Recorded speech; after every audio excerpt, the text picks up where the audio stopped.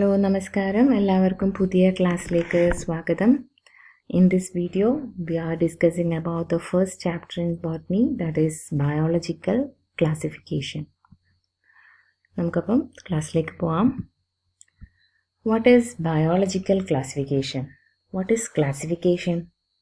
Yes, it is the grouping of something. Okay, group ചെയ്യുന്നത് അല്ലേ, നമ്മൾ കുറച്ച് എന്തെങ്കിലും ഒരു കാര്യത്തിന് അല്ലെങ്കിൽ എന്തെങ്കിലും കുറച്ച് സാധനങ്ങളെ തരംതിരിക്കുന്നതിനെയാണ് ക്ലാസിഫിക്കേഷൻ എന്ന് പറയുന്നത് അല്ലേ. ക്ലാസിഫിക്കേഷൻ എന്ന് പറഞ്ഞു കഴിഞ്ഞാൽ തരംതിരിക്കൽ. Then what is biological classification? Biological എന്ന് പറയുമ്പോൾ എന്തായിരിക്കും? Yes, living organisms. Okay, it is the classification of living organisms. Then we have a definition for that. That is it is the scientific procedure of arranging the organisms in a hierarchical series of groups and subgroups on the basis of their similarities and dissimilarities. ഇത് വെറുതെ ചെയ്യുന്നതല്ല. എന്താണ്? it is the scientific procedure. There is a scientific proof for arranging the organisms. Okay, it is the scientific procedure of arranging the organism in a hierarchical series of groups and subgroups. Not only groups but also in subgroups in a systematic manner on the basis of their similarities and dissimilarities. അവരുടെ സാമ്യതകളുടെയും വ്യത്യാസങ്ങളുടെയും അനുസരിച്ച് ജീവജാലങ്ങളെ തരംതിരിക്കുന്നതിനെയാണ് എന്ത് പറയുന്നത്? Biological classification. Okay, ഇനി next നമുക്ക് different types of classification നോക്കാം. Classification by different scientist. First, the classification in the living world, the first classification is done by Aristotle. Who is he? Who is Aristotle? Yes, he is the father of biology. Aristotle was the first scientist to classify the living organisms into plants and animals. Simple classification അല്ലേ. Living വേൾഡിലെ എല്ലാ ജീവജാലങ്ങളെയും എന്തായിട്ട് തിരിച്ചു? അദ്ദേഹത്തിൻ്റെ ചില criteria അനുസരിച്ചിട്ട് plants ആയിട്ടും അല്ലേ. ക്രൈറ്റീരിയയിൽ വരുന്നത് എന്താണ്? ഓട്ടോട്രോഫിക് ആയിട്ടുള്ള മൂവ് ചെയ്യാൻ പറ്റാത്ത ഒരു ഗ്രൂപ്പ് ഓഫ് ഓർഗാനിസത്തിന് പ്ലാന്റ്സ് ആയിട്ടും, ഹെറ്ററോട്രോഫിക് ആയിട്ടുള്ള മൂവ് ചെയ്യാൻ സാധിക്കുന്ന ഒരു ഗ്രൂപ്പ് ഓഫ് ഓർഗാനിസത്തിന് ആനിമൽസ് ആയിട്ടും ക്ലാസിഫൈ ചെയ്തു അല്ലേ. അതിന് കുറേ പോരായ്മകളുണ്ട്. എങ്കിലും നമ്മൾ അറിയപ്പെടുന്ന വെൽ നോൺ ഫസ്റ്റ് ക്ലാസിഫിക്കേഷനാണ് ഏത്? ഫസ്റ്റ് സയൻറ്റിഫിക് ക്ലാസിഫിക്കേഷനാണ് അരിസ്റ്റോട്ടലിൻ്റെ ക്ലാസിഫിക്കേഷൻ. He classified living world into plants and animals. Plants again classified into trees, shrubs and herbs. അല്ലേ, വലിയ മരങ്ങളായിട്ടും കുറ്റിച്ചെടികളായിട്ടും ഔഷധികളായിട്ടും പ്ലാന്റ്സിനെ വീണ്ടും തിരിച്ചു. Then animals into those had red blood and those that did not. Red blood cells ഉള്ളതും ഇല്ലാത്തതുമായിട്ടുള്ള animals ആയിട്ടും തിരിച്ചു. Okay, what is the objective of this classification? എന്തിനാണ് നമ്മൾ ക്ലാസിഫിക്കേഷൻ ഇങ്ങനെ ചെയ്യുന്നത്? Yes, for easy identification, naming, for finding out relationship among organism etcetera. Okay, അപ്പോൾ നമ്മുടെ ഫസ്റ്റ് ക്ലാസിഫിക്കേഷൻ ആരുടേതാണ്? Aristotle classification. He classified living world into plants and animals. And second well-known classification is done by Carl Linnaeus. He is also a well-known scientist. He classified living world into two kingdoms. Okay, two kingdoms. രണ്ട് കിങ്ഡങ്ങളായിട്ടാണ് Carl Linnaeus living വേൾഡിനെ തിരിച്ചിരിക്കുന്നത്. ഏതൊക്കെയാണ് kingdom? Kingdom Plantae and kingdom Animalia. The same procedure Aristotle ചെയ്തതുപോലെ തന്നെ പ്ലാന്റ്സിനെ ഒരു kingdom Plantae എന്ന് പറയുന്ന ഗ്രൂപ്പിലും ആനിമൽസിനെ kingdom Animalia എന്ന് പറയുന്ന ഒരു ഗ്രൂപ്പിലും തിരിക്കുകയാണ് ചെയ്തത്. അപ്പോൾ ഇങ്ങനെ 2 കിങ്ഡംസ് ആയിട്ട് തിരിച്ചത് കൊണ്ട് തന്നെ his classification is known as two-kingdom classification. So, who is the proposer of two-kingdom classification? Carl Linnaeus. How he classified the living organism? He classified into two kingdoms, that is kingdom Plantae and kingdom Animalia. So, this classification is known as two-kingdom classification. But in this classification, there are so many drawbacks. So, many of the organisms not coming under these two kingdoms. അപ്പോൾ അവരൊക്കെ എവിടെയാണ് നമ്മൾ ഏത് ഗ്രൂപ്പിലാണ് ഉൾപ്പെടുത്തുക? കുറേ ആൾക്കാർ ഈ ഒരു ക്ലാസിഫിക്കേഷൻ്റെ പോരായ്മ എന്ന് പറയുന്നത് പ്ലാന്റ്സിനെ പ്ലാന്റയിലും ആനിമൽസിനെ ആനിമാലിയയിലും ഗ്രൂപ്പാക്കി. പക്ഷേ ഇനിയും കുറേ ഓർഗാനിസംസ് ഉണ്ട് ഗ്രൂപ്പിങ്ങിൽ വരാത്തത്. അപ്പോൾ ആ ഓർഗാനിസത്തിനൊക്കെ എവിടെ പ്ലേസ് ചെയ്യുന്നുള്ള ഒരു ചോദ്യം ഈ ഒരു ക്ലാസിഫിക്കേഷൻ്റെ ഡ്രോബാക്ക് ആയിട്ടാണ് ഉള്ളത്. ഓക്കെ, അപ്പം നമുക്ക് നോക്കാം. Drawbacks of two-kingdom classification. This system did not distinguish between the prokaryotes and eukaryotes. Prokaryotes and eukaryotes നമുക്കറിയാം അല്ലേ, നിങ്ങൾ പഠിച്ചതാണ്. What is prokaryote and eukaryote? This classification, that is the two-kingdom classification, did not distinguish between prokaryotes and eukaryotes. Plant prokaryote ആണോ അല്ലെങ്കിൽ eukaryote ആണോ അല്ലെങ്കിൽ യൂക്കാരിയോട്സിന് വേറെ പ്രൊക്കാരിയോട്സിന് വേറെ അങ്ങനെയൊന്നും തിരിച്ചിട്ടില്ല. Likewise unicellular and multicellular organism and photosynthetic and non photosynthetic organisms അങ്ങനെയുള്ള കാര്യങ്ങളൊന്നും ഈ ടു കിങ്ഡം ക്ലാസിഫിക്കേഷനിൽ നടന്നിട്ടില്ല. അതേപോലെ തന്നെ ചെറിയ മൈക്രോ ഓർഗാനിസംസിൻ്റെ പ്ലേസ് എവിടെയാണെന്നും പറഞ്ഞിട്ടില്ല. അപ്പം ഇത്രയും ഡ്രോബാക്സ് ഉള്ളത് കൊണ്ട് തന്നെ സ്വാഭാവികമായിട്ടും വേറെയും കുറേ ക്ലാസിഫിക്കേഷൻസ് വന്നു.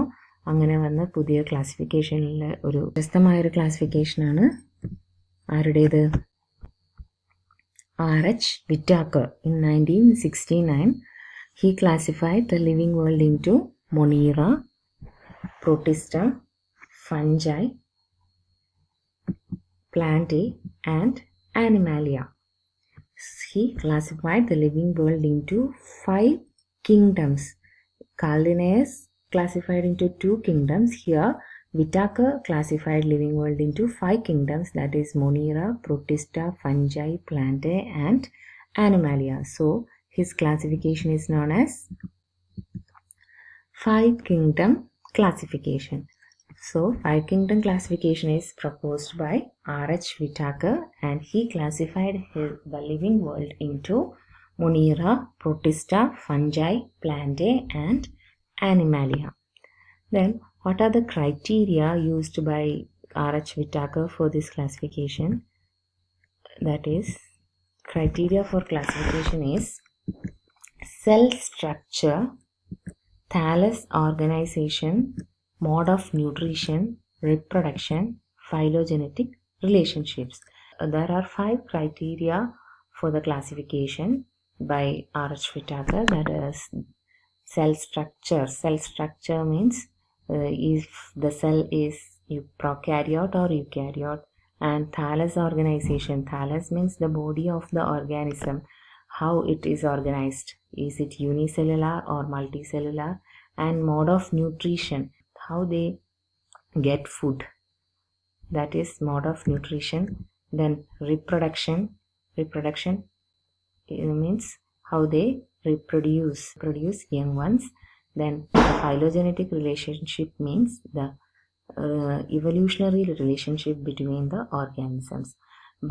Based on these 5 criteria, R.H. Whittaker classified the living world into 5 kingdoms. They are Monera, Protista, Fungi, Plantae, and Animalia. R.H. Whittaker 5 kingdoms ആയിട്ട് തിരിക്കുമ്പോൾ 5 kingdoms ആയി തിരിക്കാൻ വേണ്ടി അദ്ദേഹം ഉപയോഗിച്ച ചില ക്രൈറ്റീരിയകളാണ് ഈ പറയുന്നത്.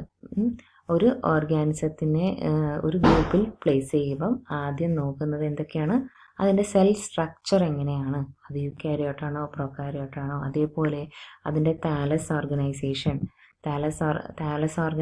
എന്ന് വെച്ച് കഴിഞ്ഞാൽ അത് എങ്ങനെയാണ് അതിൻ്റെ ബോഡി ഓർഗനൈസ് ചെയ്തിരിക്കുന്നത്, അതേപോലെ മോഡ് ഓഫ് ന്യൂട്രീഷൻ, അത് കഴിക്കുന്ന ആഹാരത്തിൻ്റെ രീതി, റീപ്രൊഡക്ഷൻ്റെ രീതി, അതേപോലെ തന്നെ അതിൻ്റെ എവല്യൂഷണറി റിലേഷൻഷിപ്സും അത് എങ്ങനെയാണ് ബന്ധപ്പെട്ടിരിക്കുന്നത് എന്നൊക്കെ അനുസരിച്ചിട്ടാണ് R.H. വിറ്റാക്കർ ഓരോ ഓർഗാനിസത്തിനെയും ഓരോ ഗ്രൂപ്പാക്കിയിട്ട് തിരിച്ചിരിക്കുന്നത്.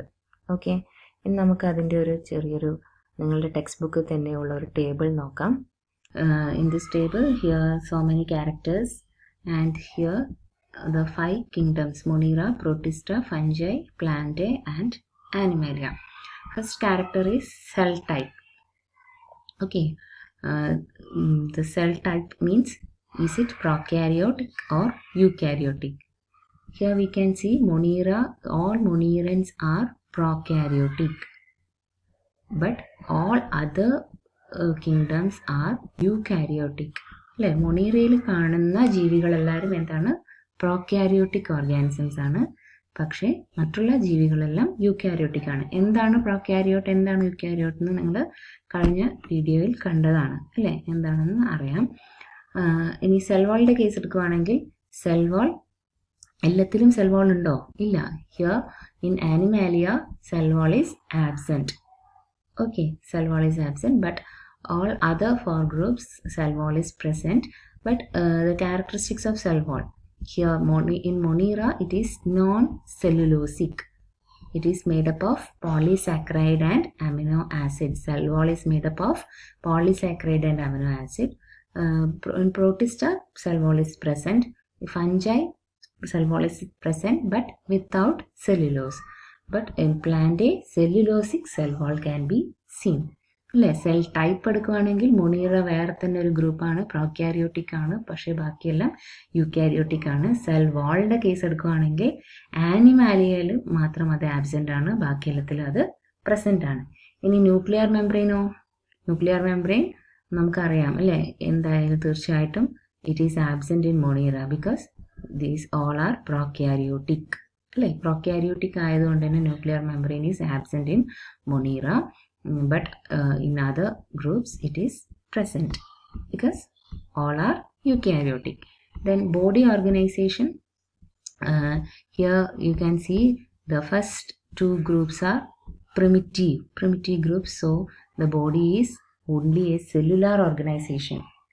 But when coming fungi it is multicellular, and Plantae the cells are organized into tissue and organ.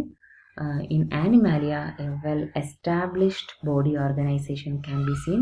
That is, the cells are modified into tissue, organ and organ system. അല്ലേ, നമ്മൾ body organisation എന്ന് ഉദ്ദേശിക്കുന്നത് living ഈ ജീവജാലങ്ങളുടെ ശരീരം എങ്ങനെയാണെന്ന്. അതായത് മൊണീറയിലും പ്രൊട്ടിസ്റ്റയിലെല്ലാം cellular ആണ്, അതായത് യൂണിസെല്ലുലാർ ആയിട്ടുള്ള ഓർഗാനിസംസ് ആണ് മൊണീറയിലും പ്രൊട്ടിസ്റ്റയിലൊക്കെ കാണുന്നത്. ഫഞ്ചയിലേക്ക് വരുമ്പോഴേക്കും അത് മൾട്ടി സെല്ലുലാർ ആയി. പിന്നെയോ പ്ലാന്റ് ആകുമ്പോഴേക്കും അവിടെ എന്ത് വരുന്നുണ്ട്? ടിഷ്യൂ ആണ് വരുന്നത് അല്ലേ. സെൽസൊക്കെ മാറി കോശങ്ങളായിട്ട് മാത്രം നിലനിൽക്കാതെ അതെന്തായിട്ട് മാറുന്നു? കലകളായിട്ട് മാറുന്നു അല്ലേ. മൊണീറയിലും പ്രൊട്ടിസ്റ്റയിലും ഫഞ്ചയിലൊക്കെ കോശം തന്നെയാണ് എല്ലാ ഫങ്ഷൻസും ചെയ്യുന്നത് അല്ലേ. ഒരു ജീവി ചെയ്യാവുന്ന എല്ലാ ഫങ്ഷൻസും, റെസ്പിറേഷൻ ആയാലും ഡൈജഷൻ, ന്യൂട്രീഷൻ ആയാലും, പിന്നെ എന്താണ് ലോക്കോമോഷൻ ആയാലും, റിപ്രൊഡക്ഷൻ ആയാലും എക്സ്ക്രീഷൻ ആയാലും എല്ലാം സെൽസാണ് ചെയ്യുന്നത്. പക്ഷെ പ്ലാന്റയിലേക്ക് വരുമ്പോൾ, പ്ലാന്റ്സ് ഗ്രൂപ്പിലേക്ക് വരുമ്പോഴേക്ക് അത് എന്തായിട്ട് മാറുന്നു? ടിഷ്യൂ ആൻഡ് ഓർഗൻസ് ആയിട്ട് മാറുന്നു. അതേപോലെ ആനിമാലിയ ആകുമ്പോഴേക്ക് എന്താണ്? ഒരു ഓർഗൻ സിസ്റ്റം അല്ലേ. നമ്മളുടെ കേസൊക്കെ എടുക്കുകയാണെങ്കിൽ നമുക്ക് respiratory system, reproductive system, digestive system, excretory system, അങ്ങനെ ഓർഗൻ സിസ്റ്റമായിട്ട് ഇവോൾവ് ചെയ്തിട്ടുണ്ട്. Okay, then mode of nutrition case ആണെങ്കിലോ, മോഡ് ഓഫ് ന്യൂട്രീഷൻ്റെ അകത്തും 2 ആൾക്കാരാണ് കംപ്ലീറ്റ്ലി ഹെറ്ററോട്രോഫിക് ആയിട്ട് വരുന്നത്. ആരൊക്കെയാണ്? Fungi and animalia. ഫഞ്ചയും ആനിമാലിയയും കംപ്ലീറ്റ്ലി ഹെറ്ററോട്രോഫിക് ഗ്രൂപ്പാണ്. That is they depend upon other organisms for their food. But in case of monera, protista and plantae all are autotrophic. The Plantae has the unique characteristics. All the members are photosynthetic. But in case of Protista and Monera, some are autotrophic and others are heterotrophic. Okay. Then here for autotrophic ആണെങ്കിൽ ഇവിടെ എന്താണ് പ്രത്യേകത? They both chemically and photosynthetically autotrophic ആയിട്ടുള്ള ഗ്രൂപ്പാണ് ഏത് Monera എന്ന് പറയുന്നത്. Okay, അപ്പം അങ്ങനെ 5 കിങ്ഡംസ് ആണുള്ളത്, 5 കിങ്ഡംസ് ആണുള്ളത്. 5 kingdom classification by RH Whittaker. Okay, അപ്പോൾ ഇത്രയാണ് ഈ ഒരു വീഡിയോയിൽ ഉൾപ്പെടുത്തിയിരിക്കുന്നത്. Thank U.